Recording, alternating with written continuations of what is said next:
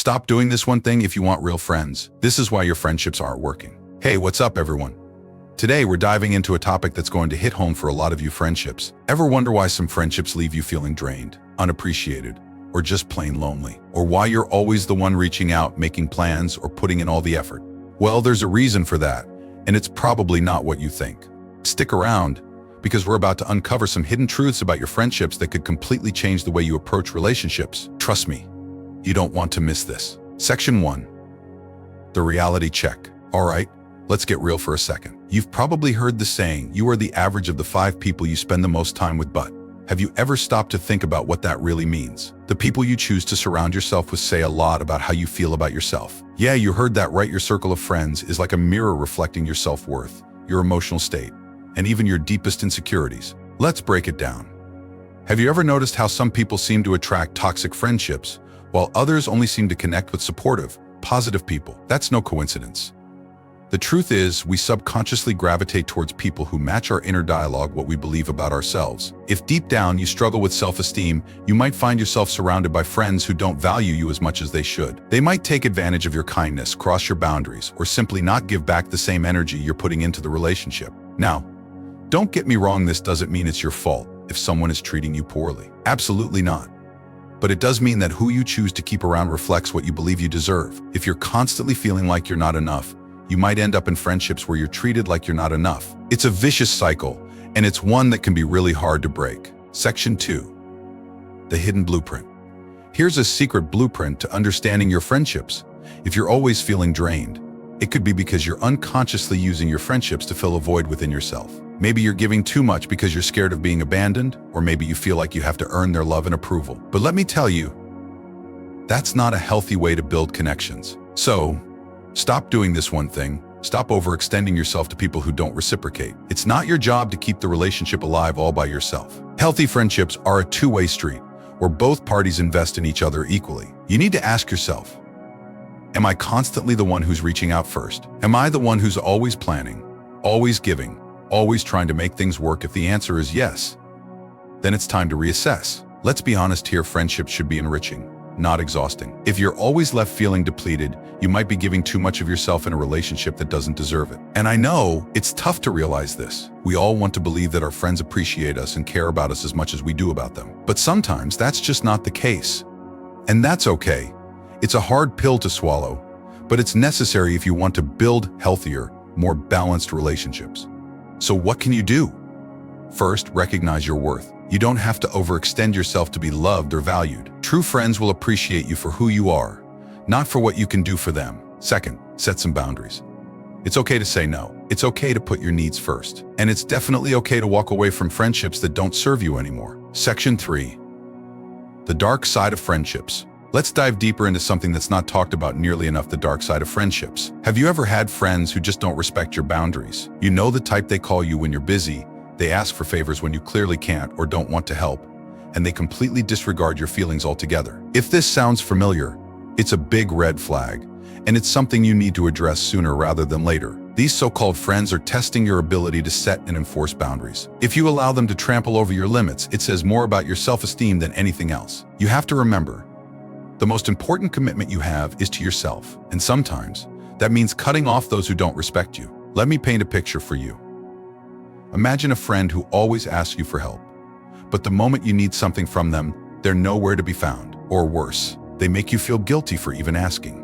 This is a classic sign of a one-sided friendship, and it's incredibly draining. You might tell yourself, oh, they're just busy or they didn't mean it, but the reality is, a true friend makes time for you, respects your boundaries, and values your friendship just as much as you do. So why do we stay in these toxic friendships? It's often out of fear of being alone, fear of conflict, or fear of change. But here's the thing.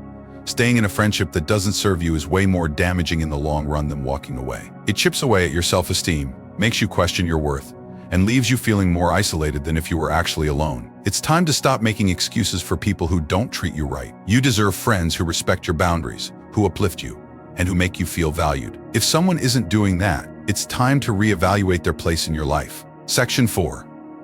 The power of letting go. Let's be honest here.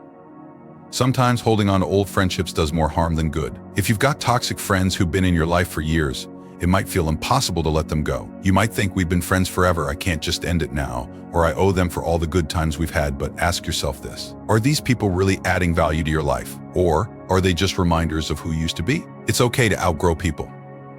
It's okay to move on. You deserve friends who uplift you, who support you, and who respect you. And if that means cutting ties with people who drag you down, then so be it. Think of it this way. Friendships are like plants. Some grow and flourish with time, while others wither away, no matter how much you water them. It's not your job to keep trying to revive a dead plant. Sometimes, it's better to let it go and make space for new growth. The same goes for friendships. If a relationship has run its course, it's okay to let it go. It's not about being cold or heartless, it's about taking care of yourself. When you let go of toxic friendships, you make room for healthier, more fulfilling relationships to enter your life. It might feel scary at first, change always does, but trust me, the peace of mind and self-respect you'll gain from surrounding yourself with the right people is worth it. So, how do you know when it's time to let go? Start by asking yourself these questions. Do I feel supported in this friendship? Do I feel respected? Do I feel happy when I'm with this person? If the answer is no to any of these, it might be time to move on. Remember, it's not about quantity, it's about quality. You don't need a ton of friends to feel fulfilled, just a few good ones who truly have your back. Section 5. Building better connections. So how do you build better, healthier friendships? It all starts with you. You can't have strong, positive relationships if you don't value yourself first. Setting boundaries, communicating openly, and choosing friends who respect and appreciate you for who you are, these are the foundations of any healthy friendship. Let's break this down a bit. Boundaries, such a simple word, but so hard to enforce, right? We often think that setting boundaries means pushing people away or being difficult. But in reality, boundaries are the very thing that allows relationships to thrive. They create a space where both people can feel safe, respected, and valued. Without boundaries, resentment builds up and the relationship becomes toxic. Start small. Next time a friend crosses a line, maybe they call you late at night when you've asked them not to, or they make a joke at your expense that doesn't sit right, speak up. You don't have to be confrontational.